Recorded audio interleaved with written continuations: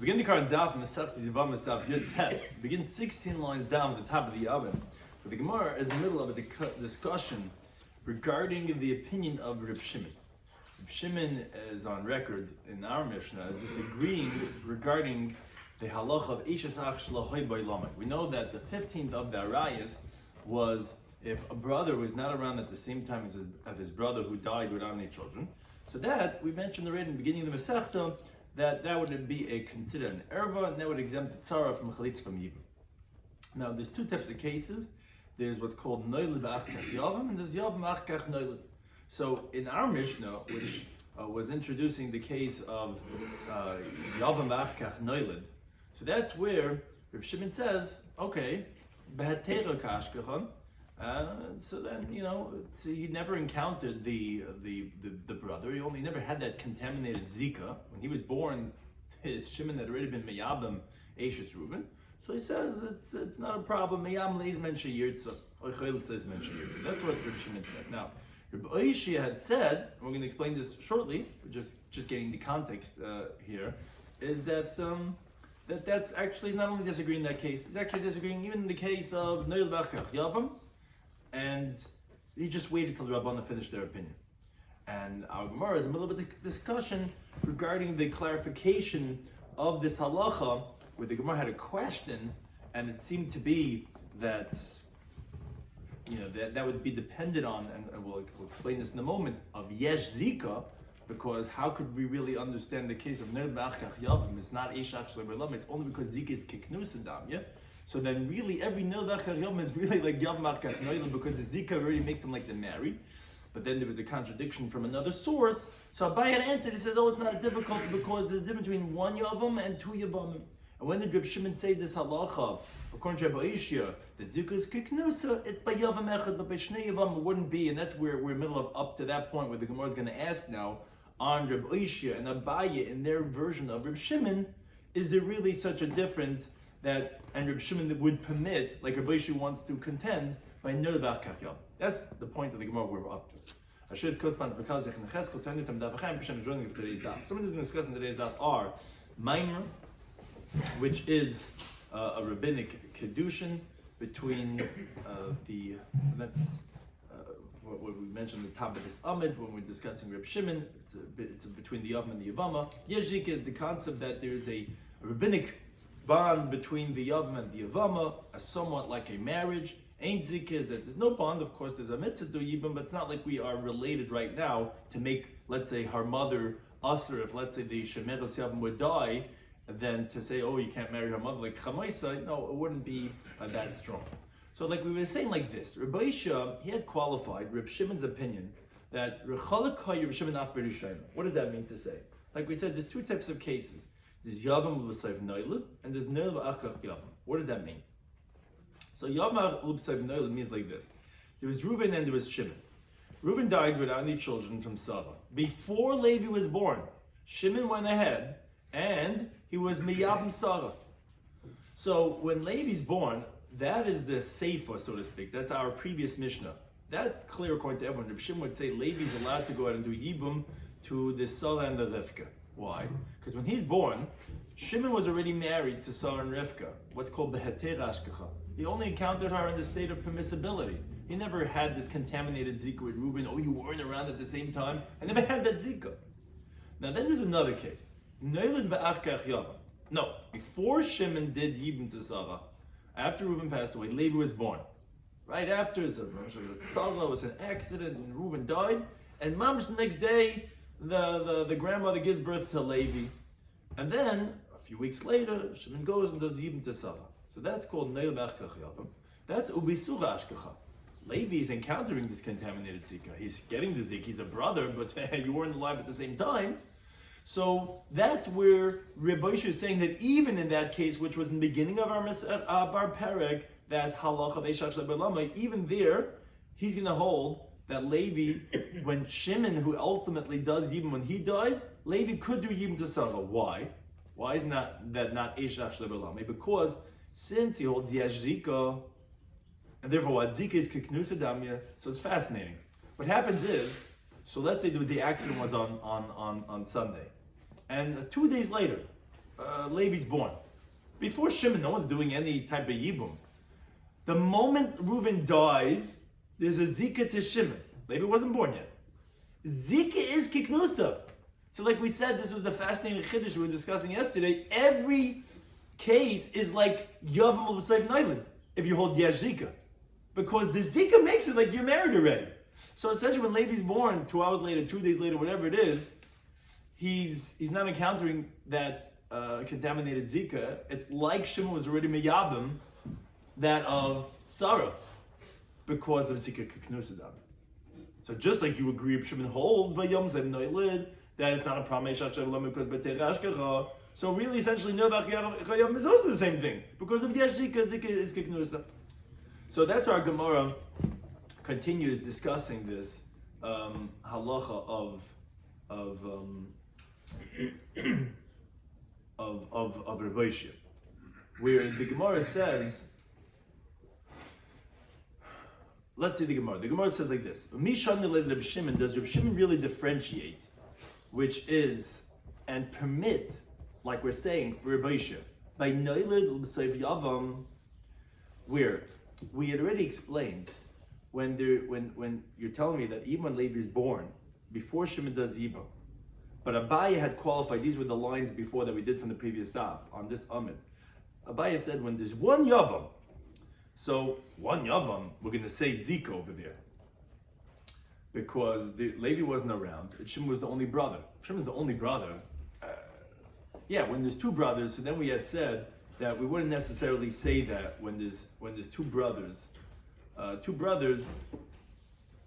You might have like we're saying that we said by one Yavam. Abaye had said this clarification. So Shimon, you're going to say Zika Knusa. Obviously, he's like married, but when there's Shnei Yavamin, so then we cannot say Zika Knusa because not necessarily that Shimon's going to be the husband or Levi's going to be the husband. So if Yehud is born before any of them does Yibum, you can't say Zika Knusa dam. But Abaye had qualified. Okay, but at least when there's one brother, you're going to tell me Yesh Zika. So even by Nob Sev Yavam, you're telling me for Shimon that it wouldn't be problem actually by lama, but Tanya, but we're in the Bryce. Kalal Shimon says a rule. Kol Shahaleda, whenever the birth of the third brother, what we call this Levi, or it could be Yehuda, depending how many brothers there are, but it's the third brother. If his birth is Kodemis Lanisuin, is before the marriage of the second one, so then says Reb Shimon the rule, so then it's Ervav, so he cannot, there's no Chalitza and there's no Yibam. But if it's Nisuin Koden L'Leida, if the marriage of Shimon came before the birth of the third one, then Leichaletzim is a bemis. Then again, there's no Eishes Hachshlei Balam. You can do either Chalitza or Yibam. Says the Gemara, my love, isn't it talking about B'Yavam Echad? Isn't it talking about that there was only one Yavam?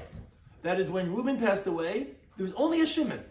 And then Levi was born, Uktani, and still the Bryce is telling us that Leichaletz is V'Lemis Bemes, that you cannot do Chalitza, not Yibam. So you see that Reb Shimon agrees that what? Even when there's only one brother, that we're going to say Erva of Eishashach Shalei Barlami for Levi. That you're always going to say no, that there's no Zika, and not like Rabbi Shia who says that when there's no Yilabakach Yavam, according to Reb Shimon, it's not going to be a problem of Eishashach Shalei Barlami. Similarly, you see that he doesn't differentiate, and it would even be by one brother, that we would consider that as an erva on this Levi, not like Rabbi Shia. Says Gemara, no. That's talking about B'shnei Yevamim. We're talking about where there was 3 brothers, and one of them died. And now, like in this case here on the right, where now this Sarah falls for 2 brothers, and only then is this Yehuda, this 4th brother born. Oh, yeah, that for sure is going to be forbidden on the last one. Even after the first 2 do Yibum Torah and then they died, because most definitely over here, this is Neilib Sev Yavam, where here it's different. Because the Zika that she has for these 2 brothers before Yehud is born, that's not strong enough to say like Knusa, to say it's like a Yavam Sev Neilib, because she can't say she's married to Shimon and to Levi. She cannot be married to 2 brothers at the same time. When did we say this halacha of Zika Kiknusa? There's only Yavam Echad. But b'shnei Yevamim, of course, we agree that it wouldn't make a zikah knusin. That doesn't contradict this Abaya and Rabbi Shloimy in their interpretation of Rabbi Shimon, that even by Nil Sev Yavam, it would be not a problem, because they're two one Yavam, and that's by two Yavam. So the Gemara has a technical question. It says, wait a second. So what do you tell me? But when it would be one brother, so Hachanami, are you telling me that yes, because that's what you want to tell me, according to Rabbi Shloimy and Abaya, and that then you would be able to do chalitza or yibum, because there's no problem about erva even by Num Sev Yavim, because like they said, the lum, this is every Num Sev Yavim is like Yavim Sev Nub because of Yesh Zika, and therefore you didn't encounter this contaminated Zika. But then the if that's the case, the Tani, instead of the Mishnah, instead of the Brisa, switching, right? The Brisa wanted to show you a contrast in Reb Shimon when it's going to be no chalitza, no yibum, or no, either one, you can do either chalitza, yibum. Is there going to be erva eshach shebelama, or is not going to be? So instead of telling me nisuin koydin l'leida that but if Shimon gets married to this sarala, in this case here on the left, before Levi is born, so then because Levi wasn't around in that case, he was only born later. Why are you telling me that case of nisuin koydin l'leida? Liflig v'lisni b'dida. You could tell me a bigger chiddush. You could tell me even in the original case, you could tell me that even with the leida koydin l'nisuin, you don't have to tell me nisuin koydin l'leida to get to this halacha of not being a problem according to Shimon. You could say like this. But imagine when did I say this? There's going to be a problem with yibum. Oh, that's only going to be b'shnei yavam, when there's two yavam. But when there's only one Yavam, then even if he's born before Nisuin, that's a bigger chiddush. You don't have to start switching cases. You could even pick the Noel Ba'achkach Yavam and still say even over there that it would be permitted to do Yibum. How so? When there's one brother. If you hold that that's considered that Yesh Zik and Zik is Kiknus, why you have to pick, switch it? It's not a problem when the marriage was before he was born. No. He was born before the marriage. But there was one Yavam, in contrast to when there's two. Says the Gemara, no, it's a good question, but Kula B'Shnei Yavam and Kamari. But Lamaisa, the Tana and the Brisa was only speaking about when there's two Yavamim, when it's Mutter and when it's Asr. So therefore they didn't want to pick and say when the contrast between one and two. You're right. We could have said, but when there's two, but when there's one, it's going to be okay. But we're not talking about one, we're only talking about two. And we said, when there's two, when is it going to be okay? When there's nisuin, koydin l'leida. But the Gemara does not like this answer. Because if that's the case, my klala. What's this klal? The words of the Brisa was, Vatani klal on Reb Shimon. Since by one yavam, even when the birth is before the marriage, you're telling me Levi would be permitted. So how can you say in the Brisa, kol, whenever the leida is before the nisuin, you cannot do chalitza and not do yibum, because that's what Rabbi Shimon is saying, a klal, but it's not true. Sometimes you would be able to if there's only one yavam. Don't say the word klal. But moreover, says the Gemara Masar Rabbi Shia, which proves from over here that, like Rabbeinu Tam, that obviously Rabbi Shia is not Rabbi Shia, because who are we asking on? We're asking on Rabbi Shia. And then Rabbi Shia is asking the question over here from Mishnah of Chav Chesem Abayz. Obviously, Rabbi Shia is not the same as Rabbi Shia. Be that as it may, Rabbi Shia asks from the Mishnah of Chav Chesem. Mishnah says, if there's Gimel Achin, if there's three brothers that are Shnai Mehem Nesum Shtei Achayis, if you have two of the brothers that are married to two, this is also a very technical question. So it's really primarily not from the case conceptualization, but from the technicality. So you don't really need the graph for this. It's really more of getting the case. It's a question. Three brothers. Shnai Mehem Nesum Shtei Achayis. Two of the brothers are married to two sisters. Oy Isha Bito, or a mother and a daughter. Oy Isha Bas Bito, or a mother and her daughter's daughter. Oy Isha Bas Bina, or a woman and her son's daughter. Be that as it may, there's three brothers. Two of them are married to Arayas, meaning not Arayas, but that they would be forbidden to each other, either because they're sisters, or because it's a mother and daughter, or a mother and granddaughter. Okay. Now, if the ones who are married to the relatives die, and they fall for Yibum in front of the third brother, says the Tanakama, there's a Mishnah of Chavches, Hade'elu Chaltzis. So these women, you're going to have to do Chalitza to them, but Lo Misyamas. You're not going to do Yibum. Why? So this is what's known as the halacha of Achai Zekukasai, which is the sister of the Zikuka, which is you're encountering the relative of your Zikuka, because again, either they're sisters or the mother and daughter. Rabbi Shimon Paiter. Shimon says that no, you're exempt even from chalitza. This is an interesting halacha. We'll learn later on the sugya, not here. He learns it from the pasuk of litzra. Meaning he expounds the word litzra as saying that when they're tsaros through zika, that's actually what the pasuk of litzra is according to him. So therefore, anytime you have a chesed kukasai, it's not like a rabbinic law which the Tanna Kama is saying you're stuck. Like you have to do yibum because biblically you have a separate chiyuv of yibum from both brothers, but you can't because it's the rabbinic chesed kukasai. So you have to do chalitza. Obviously, you could do only chalitza, not yibum. But says no, you actually don't even have to do chalitza because he learned the biblical pasuk of litzra is going on actually this type of a case. But be that as it may, says the Gemara like this. The Gemara has the question. If you would think to say Rabbi Shimon holds, zik is kiknusa damya. This is what Abaye and Rabbi Ishia were building from the previous daf. That just as the zika bond is like they're married. So what do you mean? Liyabim lekamaisa. Why don't you do yibim to the first one, the one that died first? That wife, even if it does not get a chance to actually consummate the relationship, but do yibum until the other sister falls for yibum, who cares? The first zika was like it was kenusa, v'tifter idach, and then the last one should be exempt because she's a chaysisha now. And the first one he should do yibum to because, as Rashi explains, which some girsayos have, some don't, but for Abaya, who said the whole halacha of zika is when there's one yavam, it's like there's one yavam. Why? Because when she originally fell, she only fell really in front of one, which is the Levi, because regarding the other one, the Shimon, who he didn't die yet, she's actually an erva because of a chaysisha, so she didn't fall for him at all. So you don't say zika to him. The zika is only going to be for the Levi.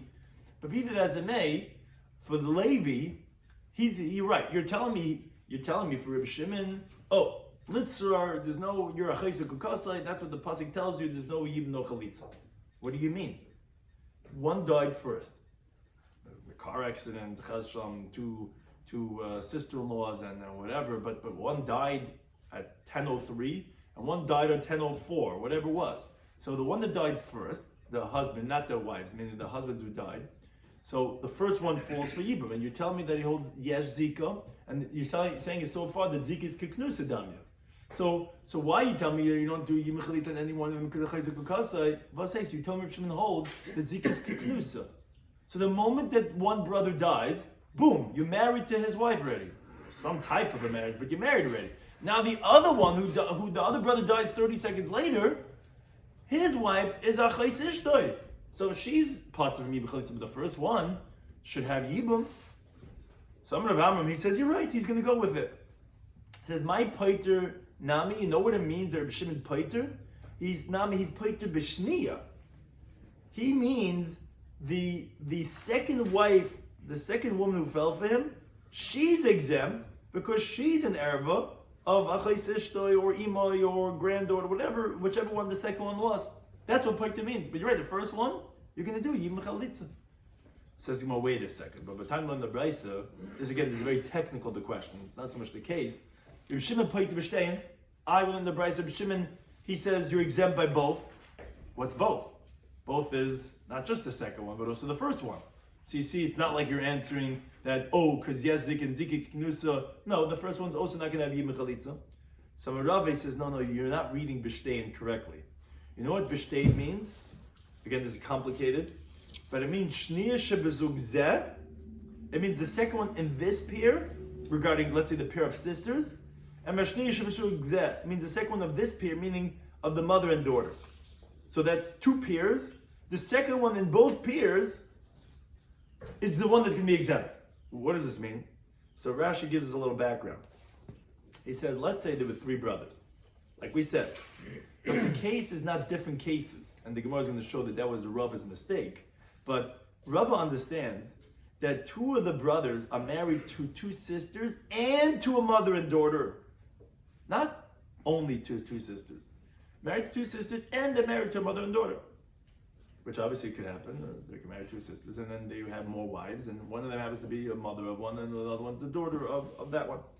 Now the two brothers die. Now, all these women, all four of them, are falling in front of the third brother. So one of the first pair, meaning there's two brothers that die. You're right, the first brother that dies, 30 seconds before the second brother, his wives are kuknusa to Levi. Now, obviously only one of the two is going to do yibum, because the other one is going to be a tzava. You only do one wife. No, not necessarily erva. Not erva. Just you only do bais echadu b'in batim, and the two later ones are both going to be pater wives. So Rashi explains. The one of the first ones, you're right, is going to be considered as kiknusa, and you're going to do yibum with her, and she's going to exempt her tzava like every time you do yibum on only one of the wives. Now the shniyos. What do you mean the shniyos? The secondaries means the wives of Shimon. The wives of Shimon are going to be pater. Why? One of them, because she's an erva, because whichever one of the first from Reuven's wives that is considered as knusa, so she has a relative by two of Shimon's wives. So it comes out that one of the second pair is going to be excluded because she's an erva, and then the other one is tzaras erva. Even though you didn't do yibum on that one, you're not married to let's say the sisters, and there's the mother and daughter. You pick the sister. So the other sister's married to Shimon. Oh, so she's an elva, but the mother and daughter you didn't do anything. But she's a tzara of the elva, because Shimon is married to two of the peers of the mother and daughter and the two sisters. So you're right. Says Rava, of course Rabbi Shimon holds yesh zika and zika is kiknusa. Like Rabbi Yeshua was saying when the previous Daf with Abaya. So what says poit to b'shtein, not poit to b'shtein. What I mean, the first one you do yibum. No, shtein means both of the second pair. That's what b'shtein means. That's how Rava answers. Now the Gemara points out that Kotoy Rava made a mistake. Barba Zuki, meaning we had quoted a Mishnah of Chavches. That was Rav Oishia's question. And the Mishnah spoke about four cases: two sisters, mother and daughter, mother and granddaughter, mother and different type of granddaughter. Rava thought that the case is talking about that all of them, meaning the two sisters and the mother and daughter and the mother and the granddaughter, all of them fell in front of one Yavam. For the fact that we see that he says that, the second in this pair, the second in that pair, but says again, that's a mistake that Rava made. Because Chada, first of all, the oy kutani. The words are or, meaning or mother and daughter. Obviously, it's not all one case that we're talking about because it's or. But moreover, if that would be the case, that would all be falling from the same brothers, where there were three brothers, and two of them are married to two sisters. And the same two brothers are married to a mother and daughter. And the same two brothers are married to a woman and her daughter's daughter. And the same two brothers are married to a different woman and her son's daughter. And each one is therefore married to four women. And they die, and they fall in front of the third brother. And Rabbi Shimon is saying, okay, you'll do even to one of the first ones. But the shniyos, which is the wives of Shimon, are exempt. What shniyos? Meaning, why is saying in all four that it's poite b'shtehen? Rabbi Shimon poite ba'arba'ata mebaylei. There's not only two, there's four from the second category. What's shtehen? Shtehen means from the two. So if it's only two cases, fine, but it's four cases. And you tell me it's not like oy, it's like an and. So why are you picking shtehen? What's shtehen? What two?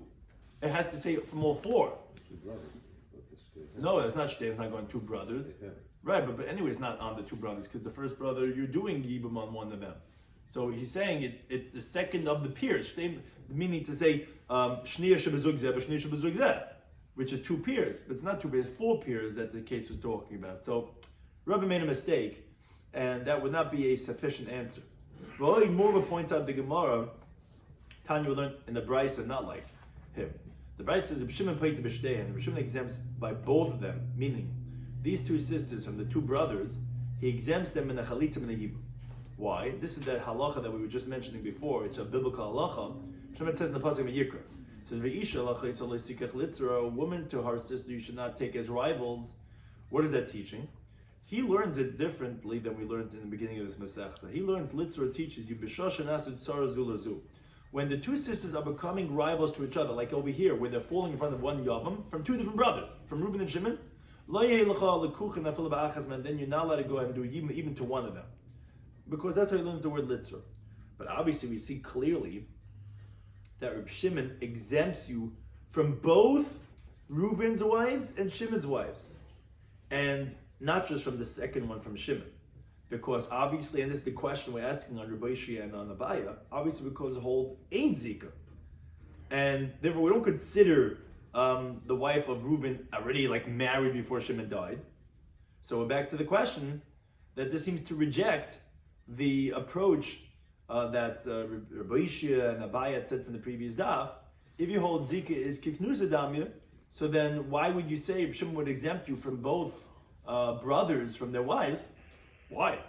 Even though they're Achlesu Kukasas, and Reb Shimon holds that that's a biblical exemption, but you don't have that. Because the moment the first brother died, even though it's 30 seconds later, now you have these two Achlesu Kukasas. It's not true. You had already Yesh Zika according to Abai and Rabbi Shimon. But says, why are you saying Pait B'Shtein? You should not be Pait B'Shtein. You should have Yibam Chalitza from the first one and be Pait from the second one. So Ella Omer Rashi has a different approach to answer the question. He says, you're right. If it happened consecutive, that let's say one brother died, there was an accident, he flew out and he died, and then the other one got crashed into the pole, whatever this and that, and it was a few seconds later, you're right, that would be the case, that Zika would be Kiknusa Damya. The first one that fell for Yibam would have Yibam, and even though the second one already died, it doesn't make a difference. Like Rabbi Shia says, every Noel Bachkach Yavam is really Kiyam Machkach Noel, because yes, Zika is Nusi, like already married, and then the other one is exempted because of Chayzisha. What does that mean? How are they both falling for him at the same time? Because Rabbi Shimon Sabak Rabbi Yisrael Glili, which is brought in B'chayris of Yudzayin Meral, he says, Efshel Tzamtzem is a Talmudic discussion that comes up many times, that you could be exacting. What's the case that they discuss over the B'chayris is with a ewe, a female sheep that never had offspring yet. And then the sheep gave birth to two males, and their heads came out at the same time. So basically it says, both of them have to go to the Kohen. Chacham say, no, one goes to him, one goes to the Kohen, because they hold what's called Ef Shel Tzamtzem. It's not possible that both of them, their head came out exactly at the same exact moment. Rather, one obviously came out first, and that was Poited Derechem, which is what the chiv of the firstborn animal given to the Kohen is. The second one is obviously Chulun, but we don't know which one. So they both have a suffix of B'chayris. You give one to the Kohen, and the second one will agree till there's a blemish, and then it'll be eaten in its blemish state by the homeowner. But basically holds, no, Efshel Tzamtzem. Could be they both were Poited Derechem. They came at literally the same exact moment. So Reb Shimon holds Efshel Tzamtzem. Maybe both brothers died at the exact same moment, and therefore you don't have anyone that's the first one. And therefore they're both going to be Potter, because like Reb Shimon learns out from the concept of Litzra. Because Rashi explains, if Reb Shimon wasn't like Rabbi Yisrael Glili, so then the first one would be the first one.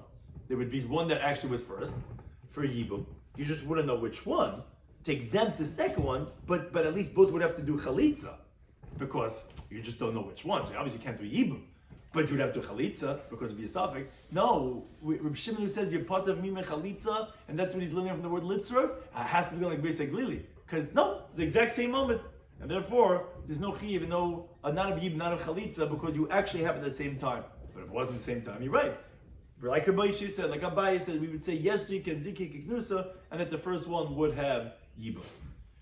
Now, so the Gemara says, so this finished all the opinion of Rabbi Shia. So this was one long discussion from the previous daf when we started the Gemara. The first words were Amar Rabbi Shia. That discussion just ends over here, where Rabbi Shia was saying that Cholak Haya. Even not only did he disagree by Yav Machkach no, but even no Machkach Yavam, Shimon's going to hold no problem.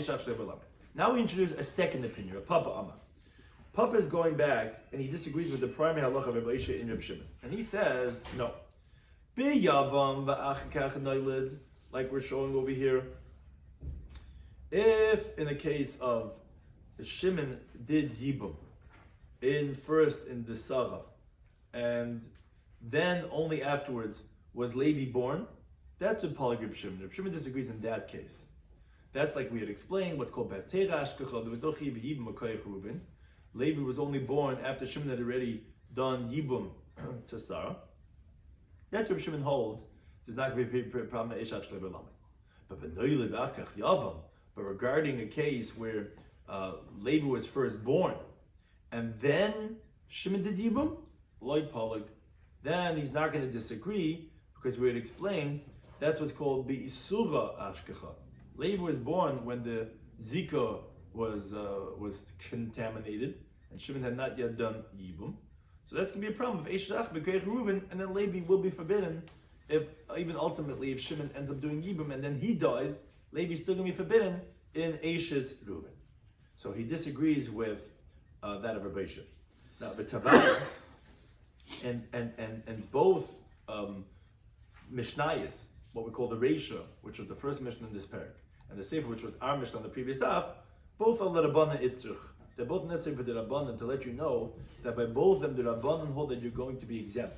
Because we had a question, which was Rabbi Shloimy's proof, that the case of the Reisha, meaning the case that opened up this parak Ketzad, which was going in the case of Eshach Shlei B'Lamai, what do you need it for? Obviously, that Noilid of B'Soif Yavam, the Rabbanan are going to hold that you're going to be Pater, because that's B'Sucha Kashkecha. So they already say in our Mishnah that even Be'Hetera Ashkecha it's going to be Aser. So what do you need to have the Reisha for? If you tell me if you tell me Shimon disagrees with the Reisha, like Rabbi Shloimy said, it makes sense why he's saying the case of the Reisha, because he wanted to tell me that even over there, but even by Noid Vachkach Yavam, Reb Shimon holds that it's going to be mutter. But now that you tell me, Reb Papa, that no, that Reb Shimon doesn't, he agrees that it's going to be Aser, then who are you saying the Reisha for?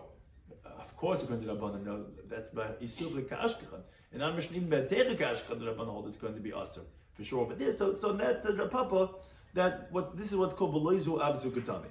In other words, you're right. The Reisha first tells us the smaller chiddush of Noil B'Sev Yavam, that if Levi's born and then ultimately Shimon does Yibum, that it's going to be Aser. And then in our Mishnah, Daf Yitcheshem Beis, then they say a case of Yavam Sev Noilad to tell you that not only Noil B'Sev Yavam is going to be Potter, even by Yavam Sev Noilad, which is Be'atech Kashan, even though they're going to be Potter, that's like building up.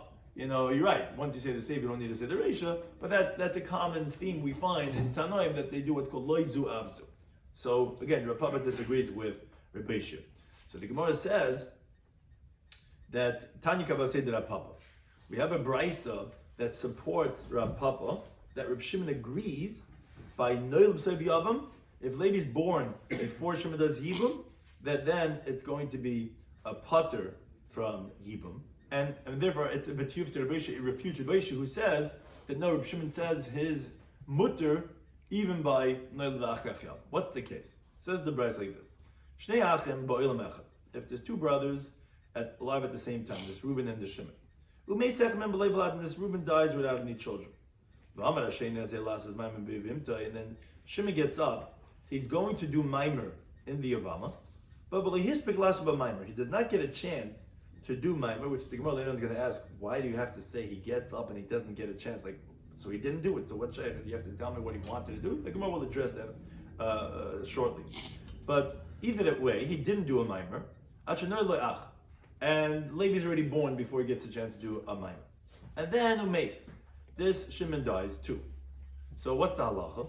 The halacha is that Harishayna, the first one, meaning the Sarah, she's obviously Reuben's wife, and Levi was not alive at the same time as his brother Reuben, so she's Erva and she's exempt. The second one, which is the wife of Shimon, says the Tanakama, so that Levi could do either Chalitza or Yibum, whichever one that he wants to do. Now, but if let's say Asaba, this is not the main thing that we wanted for, but this we're just quoting the whole Brisa. If Asaba Maimer, let's say Shimon did do a Maimer, and then Levi's born, or another case, let's say Levi's firstborn, so it doesn't make a difference when. Maybe the Maimer was first, the Maimer was second, but either way, Shimon ends up doing a Maimer.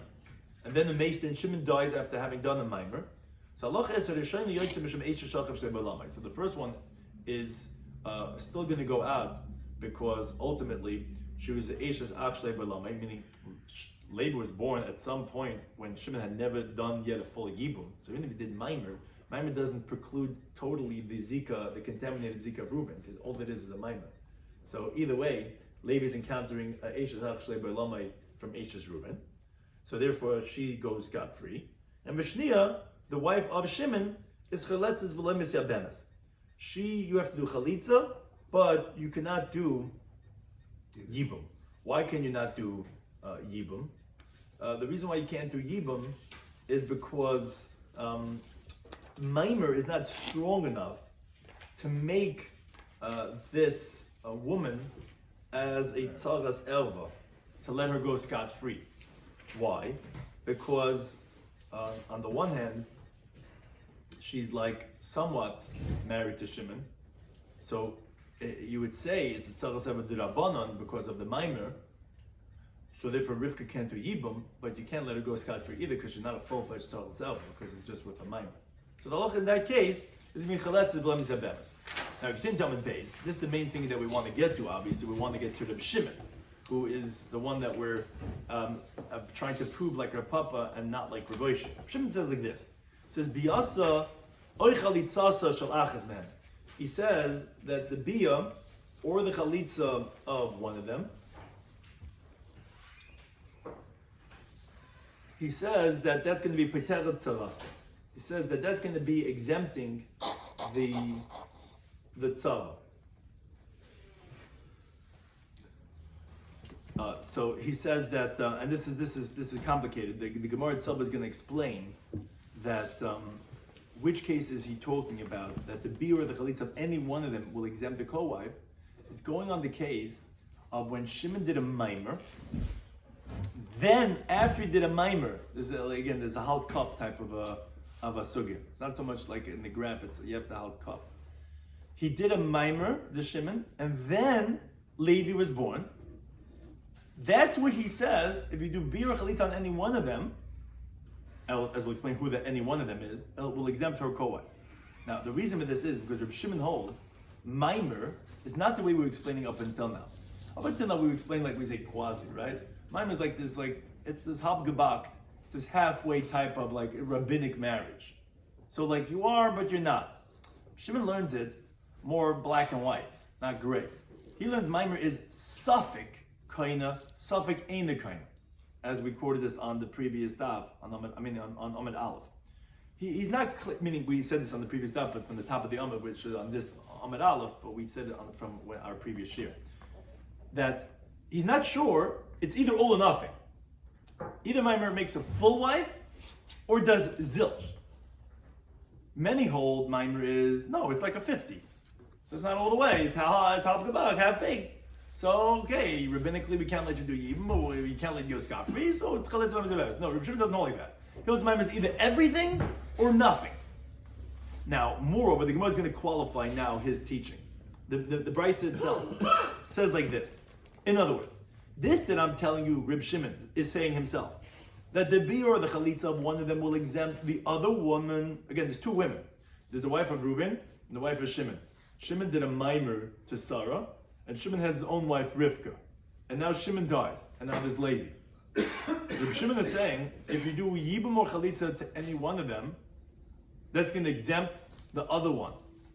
So he explains, he says, that's talking about, although the words was achas mem, it actually means you're doing chalitza or yibum to the second one, to this wife of Shimon, to this Rivka.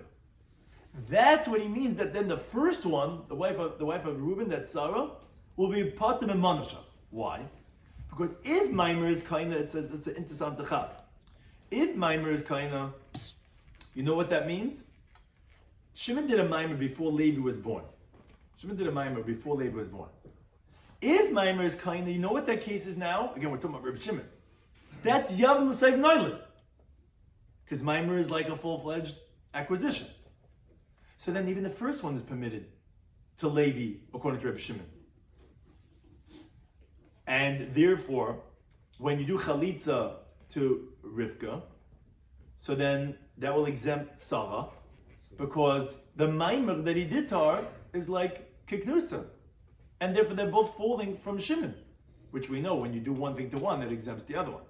Now if maimer is not kaina, so anyway, he could still do a yibum to Rivka. Why? Because Rivka was Esish Ach Shahai Levi was alive at the same time as Shimon for his wife, and she's not a tzoras erva of the Sarah, because you tell me that the first one is not keknusa, because this is going on the option that Maimer is not like knusa, it's like a 0. So the first one will be excluded because of Eishashach Shlahai Bailama, because that's Neil B'Sev Yavam, because Maimer is not doing anything. So Mamanav Shach, whatever you do to Rivka, will work for Sarah. Because if the Maimer is like he was married, like it was like Yibum, and then Levi was born, good, that's Yavam Seif Naila. So that's like a regular wife, and Levi would be permitted even to do Yibum to Sarah technically on that. But either way, they're both wives of Shimon, and doing Yibum or Chalitz Rivka will exempt Sarah. And if Maimer is nothing, no problem. Maimer is nothing, that means to say that like it's actually Noil B'Achach Yavam, because Shimon, the Maimer didn't do anything. So that means Sarah still remains with the contaminated Zig of Reuven, that's Noil B'Achach Yavam, which she goes scot-free anyway. And she's not a Sarah's Elva Rivka from Sarah because they're not co-wives, because the Maimer didn't do anything. So you could do Yibum Chalitza to Rivka, and that will pater the Sarah. That's like Mamash like chap, like what's going on over here, that for different reasons, but it's going to work. Now, but, says Reb Shimon, Chalatz Labalas Maimer, the problem is it's only one way. It's only if you're doing this all with the Rivka, not with the Sarah. But if you do Chalitza to the Balas Maimer, meaning to the Sarah, who Shimon did Maimer to, then Loi Nifted Sarah. Then that's not going to exempt the co-wife, this Rivka. Why? Because maybe Maimer is not kinda. And therefore, this Eish's Reuven, this Sarah is exempt because the Eish actually Haibalamai. And actually her Chalitza is not even a Chalitza at all. So for sure it's not going to exempt the Rivka. And this is how the Gemara is going to explain this later on. So therefore that Chalitza to Sarah is not going to work. It's only one way that he's saying this. Biyasa Chalatza Shalachas meant Paiteret Saras is only with Rivka to Sarah, not from Sarah to Rivka. Because Sarah to Rivka might be, she might be Eish actually Haibalamai. Maybe Maim is not kind at all. And therefore it's like Noil B'Achach Yavam. And therefore then Rivka would not be exempted from that. Continues Reb Shimon. Kanasa. Let's say another case. Let's say Shimon married, he did Yibum to the wife of Reuven. Umeis, and he died. Vachech noil loy ach. And then this Levi is born. So like you see in the picture, Reuven died, Shimon did Yibum, Shimon dies, and then Levi is born. Okay, so the reason why that's just significant is because that's even Eishach Shlehibaylamai to Shimon also. Because he was not alive when Shimon died. Right? Or another case. Shenoy loy ach, let's say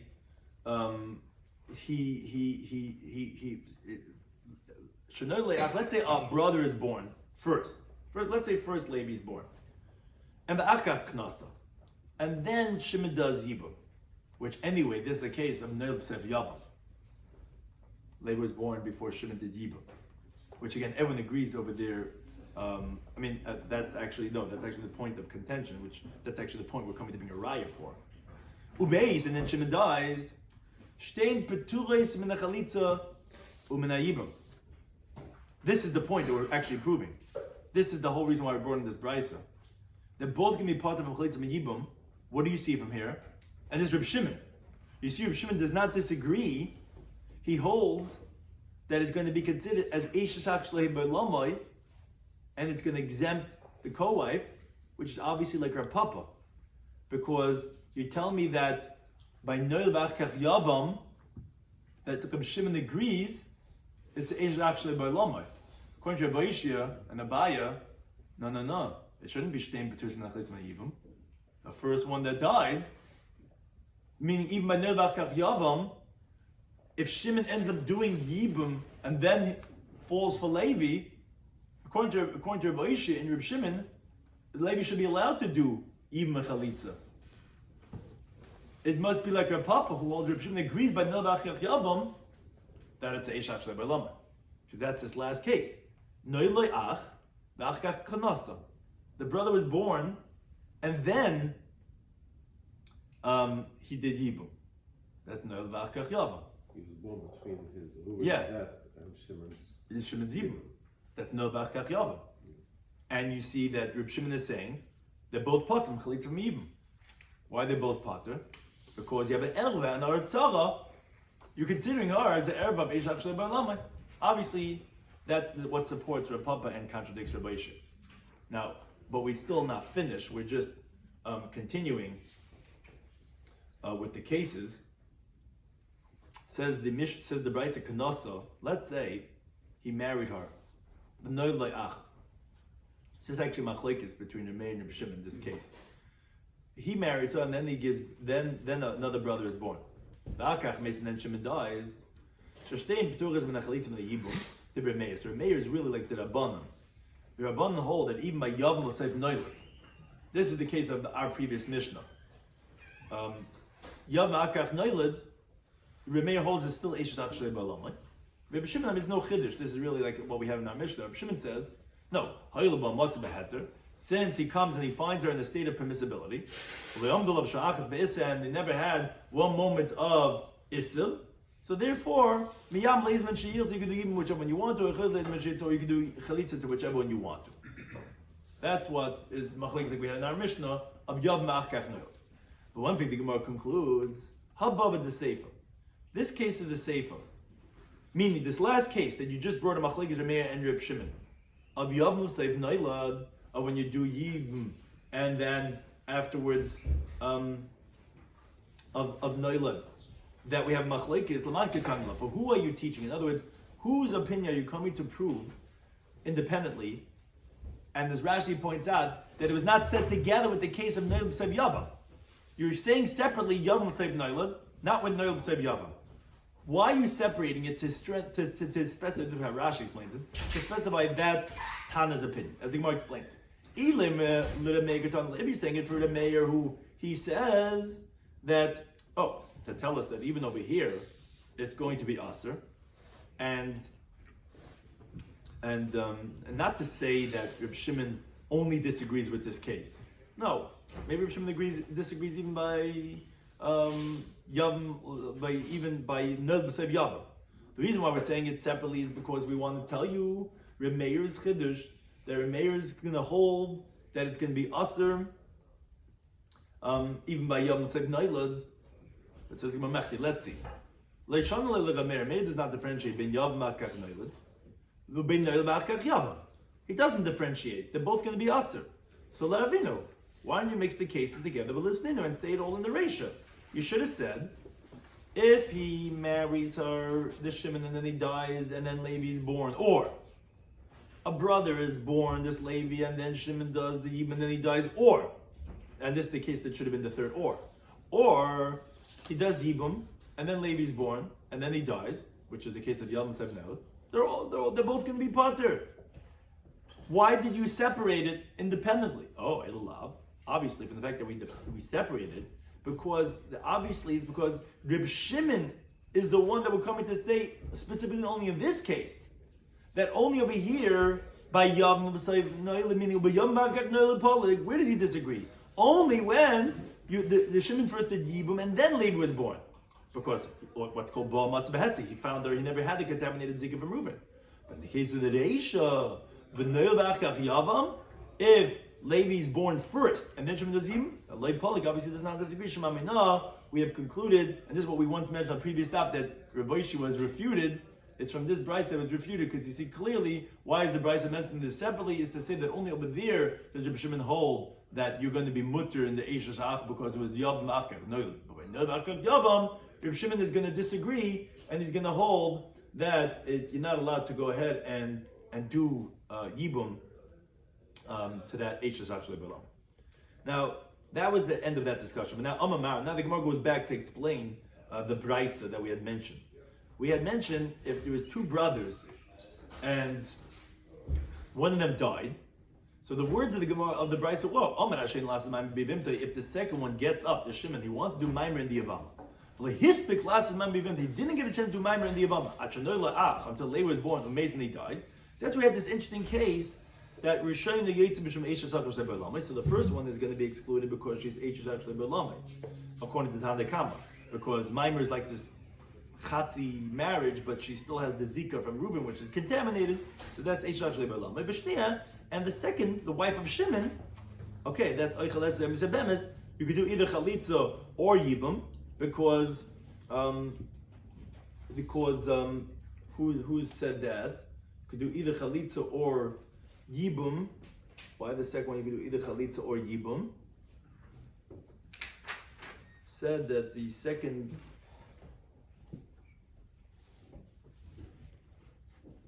Right, the second one, the wife of the second one, you can do either chalitza or yibum. Oh, right, because he didn't do mimer, right? He didn't do mimer, so they're from two different brothers. So the second one, you can do either chalitza or yibum. That's what the Tanna Kama says. Now the Gemara, we had mentioned in passing that the Gemara is going to ask this question. My Omad Mailo Hisbik. What are you saying? He got up to do mimer. He didn't get a chance to do it. I don't understand. He did it. But he didn't do it. I don't care about his havamim. What are you trying to tell me? So the Gemara says it's like telling you like a parenthetical chiddush. Elo Amad, when we say he got up to do the mimer, was midaita, with her consent. But when it says well he didn't get a chance to do the mimer, was midaita with her consent, meaning elo bal karcha. He was going to do mimer forcibly, and the chiddush is that mimer bal karcha, even partially, is not kaina. That's why the second one could still do yibum, because even though he ended up doing mimer, but he forced it on her, that's not going to be a valid mimer. What's the chiddush? Do like Rabbi, not like Rabbi, which Rabbi says to tell like in the Bryce. So if someone does a mimer in his Yevamos Daf, not with her acquiescence, not with her consent. So Rabbi says that it's going to be kaina, and the Chacham say that it's not going to be kaina. And says what's the reason of Rabbi? Because Gama Mabi the Yevama learns out from the Bia of the Yevama, which is Mabi the Yevama, just like we find the Gemara says in the first paragraph of Chesman Beis, it says B'Yibma. When you're doing Bi to the Yevama Bal Karcha, you could do it forcibly. Where he does Ba'inus, he's going to acquire her of Kedushin the Yevama. So also the Kedushin of the Yevama, which that's really two stages of Kedushin is doing. It's also Bal Karcha. No, but Rabban Gami mi Kedushin the Am. The Rabban learned out from a regular Kedushin to a regular woman, not to a Yevama, where the pasuk says V'hol Chalais L'Shacha, she goes and she's married to another man, the Ram Chavdal, which means with her, sounds like from her consent. Ma Kedushin the Am Midat is just like a regular Kedushin is with her consent. Of Kedushin the Yevama Midat is also Kedushin from the Yevama also has to be with her consent. So what are they disagreeing about? Marsa Rabbi holds Mil Yevama Mil Yevama Avlenel. You learn out the halachas of Yevama, which is the mimer from the halachas of Yevama with her bia, which tells you could do it Balkarcha. Marsa the Chacham hold no Mili Kedushin. Maybe you should learn out the halachas of Kedushin, which mimer is from the general context of Kedushin, which is what the Kedushin is, and they were just like they have to be consent. So over here again, that's why we wanted to tell you Amad V'Hispik to exclude from the halacha of Rabbi to tell you that it's not going to work Balkarcha, even though you end up doing the mimer, that didn't do anything. Now the Brisa had said another case was Asba mimer. If let's say he did a mimer, this Shimon did a mimer to Eishes Reuben, and then Levi's born, or same thing would be Shano Leach Vakach was mimer. It doesn't make a difference. Let's say Levi was born, then he did a mimer. Either way, Shimon only had a mimer with the Eishes Reuben, a mason, then he died. So he said, the first one is Eishach Shlebelam, because Lamaisa Levi was alive without a full yibum that Shimon had done. And anyways, the Tanna Kama holds either way, it'd still be Eishach Shlebelam. The second one, you do Chalitza, not yibum like we explained, because ultimately mimer is like this halfway. So it's like, she is a semi erva, a tsaras erva of Eishach Shlebelam. So there, but the second one, the wife of Shimon, yeah, you could do chalit. You only could do chalit and not do yibum. That's what the Tanna Kama held. Shimon, he said, no. The biur or the chalitza of any one of them, and we already explained this on the top of the Amid from this, but the Gemara here is clarifying this. The biur chalitza of any one of them is going to exempt the tzara. So the Gemara says, Reb Shimon Haikar, where is Reb Shimon going on when he says this halacha? If he's going on the case of where the brother is born before mimer, and then the akach asa b'mimer, and then Shimon did a mimer. Really, in that case, if Shimon would say that the B of the second one would be valid, how could you say that? But you already were medayik from the sefer as we mentioned before, as we proved like Reb Papa and we referred to Rav Aisha, that when the Levi is born and then Shimon did Yibum, Shimon doesn't disagree, and that it's going to be Eshach Shlei Beilamai. And now, wait a second. Now, Reb Shimon holds maybe Maimer is Kaina. So essentially that makes it that the wife of Shimon is a Tzaras Erva. So how could you go ahead and do Yibum to exempt the wife of Reuben when she might be a Tzaras Erva? Moreover, you could say the other way around. That how can you say that by doing Yibum with Rivkala is going to exempt Sarah, the wife of Reuben, but what do you mean that it's exempting her Tzara? Which means her Tzara would be the one that he did Maimer with. What do you mean? She's exempt because she's Eshach Shlei Beilamai. So, Ella, because that's the case of Neil Bach Kachyav. Neil Bach said she is an Erba Eshach Shlei Beilamai. Ella rather says, we already explained this really on top of Amid. It's going in the case of when he did a Maimer, Shimon, and then Levi was born. Oh, so then the Rishis come to teach us, like we explained. Maimer Reb Shimon holds, maybe it's totally kaina, maybe it's not kaina even at all. So therefore, that's what we explained already. We said that this Levi could do Yimor Chalitza to the wife of Shimon, and that's Mamanashach. If the Maimer of Shimon, who ends up dying, was a full-fledged Kinyan, so that's like Yevamos Daf, because he did the Maimer before Levi was born. And therefore, even the wife of Reuben wouldn't be fit to do Yibum for. So of course, the Yibum to Shimon's wife, as a Tzara, will exempt that one. And if it's not a Kinyan at all, so he's permitted with the wife of Shimon because she's not a Tzaras Erva. Because Reb Shimon does not hold that a Maimer like is a partial acquisition. It's not, if it's not a Kohen, it's not Kohen at all.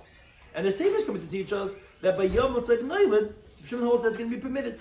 But by Nail Tzayv Yom, it's going to be us, like we explained where Papa. That was the point of the Brisa. Meaning that you should not say that the Biyasa Chalitzasa, the second one that Reb Shimon says in the Reisha is going on Nil Ba'achkach Asa Ba'Maimer. Also, no, it's only going on the Maimer was done first and then he was born.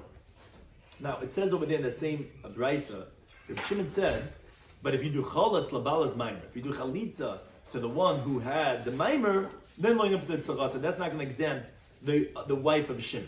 Says the Gemara, my time, what's the reason? Says the Gemara, I'll tell you why.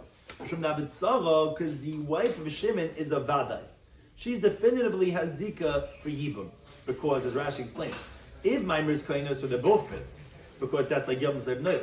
And if Maimer is not kaina, so the second one is fit, because she's not a tzaras erva. Now, the problem is the Bailas Maimer, the wife of Reuven, who Shimon did a Maimer to, is only Suffolk.